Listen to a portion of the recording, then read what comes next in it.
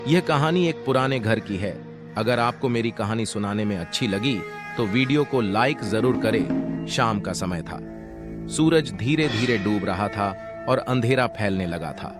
गांव के किनारे एक पुराना घर था जो कई वर्षों से खाली पड़ा था। लोगों का मानना था कि उस घर में कुछ अजीब और खतरनाक था। कोई भी उस घर के पास जाने की हिम्मत नहीं करता था। रवि, एक युवा पत्रकार, इस रहस्यमयी घर के बारे में सुनकर काफी उत्सुक हुआ।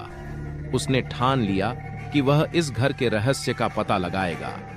रवि ने अपने कैमरे और नोटबुक को उठाया और उस घर की ओर चल पड़ा। घर के पास पहुंचकर रवि ने देखा कि घर की हालत बहुत खराब थी।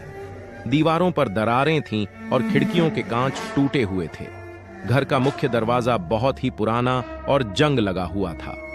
रवि ने साहस जुटाकर दरवाजे को धक्का दिया और अंदर प्रवेश किया। अंदर का दृश्य और भी डरावना था। चारों ओर धूल और मकड़ी के जाले थे। फर्श पर टूटे फूटे फर्नीचर और पुराने सामान बिखरे पड़े थे। रवि ने अपनी टॉर्च निकाली और कमरे की जांच शुरू की। जैसे ही रवि एक कमरे से दूसरे कमरे की ओर बढ़ा, उसने अचानक से एक अजीब सी आवाज सुनी। ऐसा लगा जैसे कोई धीरे धीरे कदम रखकर चल रहा हो। रवि का दिल तेजी से धड़कने लगा। उसने आवाज की दिशा में बढ़ने का फैसला किया। आवाज उसे घर के सबसे पिछले कमरे तक ले गई। कमरे का दरवाजा थोड़ा सा खुला हुआ था।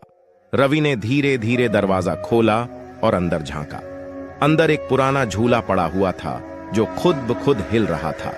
रवि ने सोचा कि यह हवा के कारण हो सकता है, लेकिन कमरे में कोई खिड़की नहीं थी जिससे हवा आ सके। रवि ने झूले के पास जाकर देखा। वहां एक पुरानी डायरी पड़ी हुई थी। उसने डायरी उठाई और पन्ने पलटने लगा। डायरी में एक महिला की लिखावट थी जो अपने जीवन की घटनाएं लिख रही थी। डायरी में लिखा था कि उसका नाम राधा था और वह इस घर में अपने परिवार के साथ रहती थी। डायरी में आगे लिखा था कि एक रात कुछ अजीब घटनाएं होने लगीं। घर के अंदर अजीब आवाजें आने लगीं और धीरे धीरे उसके परिवार के सदस्य एक एक कर गायब होने लगे। अंत में राधा भी गायब हो गई और इस घर का रहस्य अनसुलझा रह गया। रवि डायरी पढ़ते पढ़ते खो गया था कि अचानक से उसने महसूस किया कि कमरे में और भी ठंडक हो गई है। उसने देखा कि कमरे का दरवाजा अपने आप बंद हो गया है। रवि ने जल्दी से दरवाजा खोलने की कोशिश की, लेकिन दरवाजा जाम हो गया था। अचानक से उसे राधा की परछाई दिखाई दी। वह परछाई झूले पर बैठी हुई थी और धीरे धीरे झूल रही थी। रवि को समझ में नहीं आया कि यह सच था या उसकी कल्पना। परछाई ने अचानक से उसकी ओर देखा और धीरे धीरे उसकी ओर बढ़ने लगी। रवि के शरीर में डर से कंपकंपी होने लगी। उसने अपने आप को संभालने की कोशिश की और कमरे से बाहर निकलने का रास्ता ढूंढने लगा, लेकिन हर दरवाजा बंद था।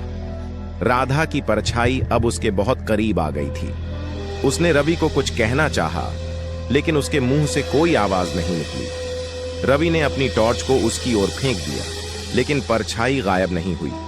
उसने अपनी नोटबुक निकाली और डायरी के कुछ पन्ने फाड़कर जलाने की कोशिश की, ताकि शायद इस रहस्य का अंत हो सके। जैसे ही उसने आग जलाई, कमरे में एक जोरदार धमाका हुआ और परछाई चीखते हुए गायब हो गई। रवि बेहोश हो गया और जब उसे होश आया तो वह घर के बाहर पड़ा हुआ था। उसने देखा कि घर अब जल रहा था। उसने जल्दी से उठकर वहां से भाग लिया और अपने ऑफिस पहुंच गया। अगले दिन रवि ने अपने अखबार में इस घटना का जिक्र किया। उसने राधा की डायरी के आधार पर एक कहानी लिखी, जिसमें बताया कि कैसे एक परिवार इस घर में रहस्यमयी परिस्थितियों में गायब हो गया था और कैसे राधा की आत्मा अब भी उस घर में भटकती थी। इस घटना के बाद गांव वालों ने उस घर को तोड़ने का फैसला किया। रवि ने भी इस रहस्य को उजागर करने के बाद चैन की सांस ली, लेकिन उसकी यादों में वह भयानक रात हमेशा ताजा रही। उसने ठान लिया कि अब वह कभी किसी ऐसे रहस्यमयी स्थान पर जाने की कोशिश नहीं करेगा। रवि के लिए यह एक सीख थी कि कुछ रहस्य हमेशा रहस्य ही रहने चाहिए, लेकिन उसने यह भी समझा कि सच को उजागर करना भी महत्वपूर्ण है, चाहे इसके लिए कितना भी डर क्यों न सहना पड़े। और इस तरह एक रहस्यमयी घर का भयानक रहस्य हमेशा के लिए समाप्त हो गया। गांव के लोग अब उस घर के खंडहर पर एक नया घर बनाने की योजना बना रहे थे, जहां वे एक नई शुरुआत कर सकें।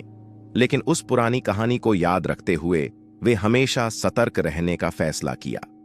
इस कहानी ने रवि को भी एक नया दृष्टिकोण दिया और उसे सिखाया कि साहस और समझदारी के साथ किसी भी डर का सामना किया जा सकता है।